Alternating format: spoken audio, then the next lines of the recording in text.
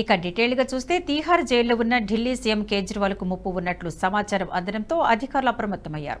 అదే జైలులో ఉన్న కొన్ని గ్యాంగులు పాపులర్ అయ్యేందుకు ఆయనపై దాడి చేసే అవకాశం ఉందని అంచనా వేశారు. ప్రస్తుతం తీహార్లోని జైలు నెంబర్ 2లో ఉన్నారు కేజ్రీవాల్. ఈ జైలులో గతంలో హత్యలు కూడా జరిగాయి. ఢిల్లీలోని వసంత విహార్ వద్ద 2015లో జరిగిన ఓ హత్య కేసులో అరెస్టైన శ్రీకాంత్ రామస్వామి అనే నిందితుడిని 2021లో గ్యాంగ్ వార్లో చంపేశారు. అప్పట్లో ఈ కేసుకు సంబంధించి 4గురిని అరెస్టు చేశారు.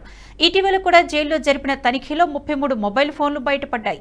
ఇప్పటికే ఖలిస్తానీ ఉగ్రవాది గుర్పత్వంత్ సింగ్ పన్ను నుంచి కేజ్రీవాల్ కు బెదిరింపులు వచ్చాయి. తీహార్ జైల్లో ఉన్న ఖలిస్తానీలు దాడి చేస్తారని హెచ్చరించారు. ఈ మేరకు ఇటీవల వీడియోను కూడా విడుదల చేశారు.